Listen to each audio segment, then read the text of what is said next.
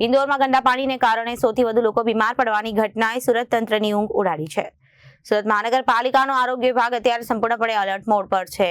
રોગચાળો ન ફાટી નીકળે તે માટે આગોતરા પગલાં લેવાઈ રહ્યા છે. મહાનગરપાલિકાએ શહેરના જુદા જુદા વિસ્તારોમાં સર્વેક્ષણ કર્યું. 120 જેટલા એવા હોટસ્પોટ્સ અથવા હોટ લોકેશન પર સર્વેક્ષણ કર્યું. ઇન્દોરમાં ગંદા પાણીને કારણે સૌથી વધુ લોકો બીમાર પડવાની ઘટનાએ સુરત તંત્રની ઊંઘ ઉઘાડી દીધી છે અને મહાનગરપાલિકાનું આરોગ્ય વિભાગ અત્યારે સંપૂર્ણપણે એલર્ટ મોડ પર આવી ગયો છે.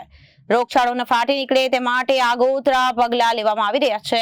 મહાનગરપાલિકાએ શહેરના જુદા જુદા વિસ્તારોમાં સર્વેક્ષણ કર્યું. 120 જેટલા એવા હોટસ્પોટ અથવા હોટ લોકેશન પર સર્વેક્ષણ કર્યું. તંત્રએ સર્વેલન્સની કામગીરી અને પાણીના સેમ્પલ લેવાની પ્રક્રિયા તેજ બનાવી.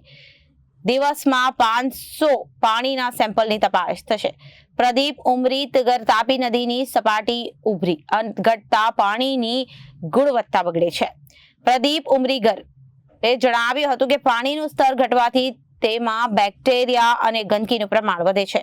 પીવાના પાણીની લાઈનો અને ડ્રેનેજ ગટરની લાઈનો નજીક હોવાથી અથવા લીકેજ હોવાને કારણે ગટરનું પાણી પીવાના પાણીમાં ભળી જતું હોવાની ફરિયાદ ઉઠી છે અને જ્યાં વારંવાર ફરિયાદો આવે છે ત્યાં જૂની પાણીની લાઈનો બદલી નાખવામાં આવશે.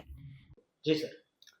આપણે જાણીએ છીએ હમણાં છેલ્લા એક અઠવાડિયા 10 દિવસ પહેલાં ઇન્દોર અને ત્યાર પછી 2-3 દિવસ પહેલાં ગાંધીનગર ત્યાં આપણને પાણીજન્ય રોગચાળાના આઉટબ્રેક જોવા મળ્યા અને એના કારણે ગુજરાત સરકાર ખૂબ જ સેન્સિટિવ છે. જે શહેરી વિકાસ વિભાગ છે એમાં પ્રિન્સિપલ સેક્રેટરી માનનીય થનારસન સાહેબ દ્વારા તમામ 17 મહાનગરપાલિકાની એક મિટિંગ કરવામાં આવી ગઈકાલે.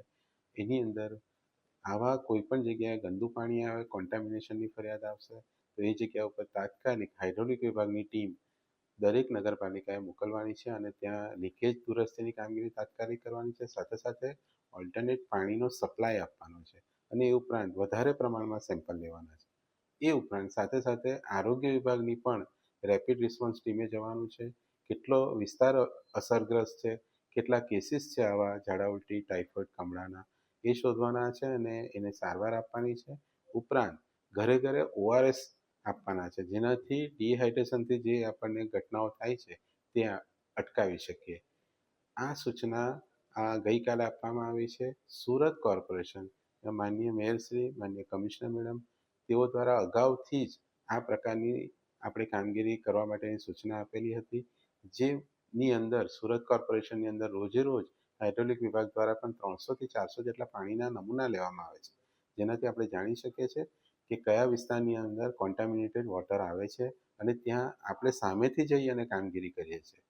અને સાથે સાથે આરોગ્ય વિભાગ દ્વારા તમામ હોસ્પિટલ એટલે કે urban health centre, civil, SMIMER, Muskati hospital અને બીજા પ્રાઇવેટ હોસ્પિટલ એમાંથી આ રોગચાળાની માહિતી મેળવવામાં આવે છે અને એ જગ્યા ઉપર જઈ અને કોર્પોરેશનની રેપિડ રેસ્પોન્સ ટીમ દ્વારા બીજા કેસીસ છે કે નહીં અને બીજા શું કારણથી કેસ થયા છે એની તમામ કામગીરી હાથ ધરવામાં આવે છે.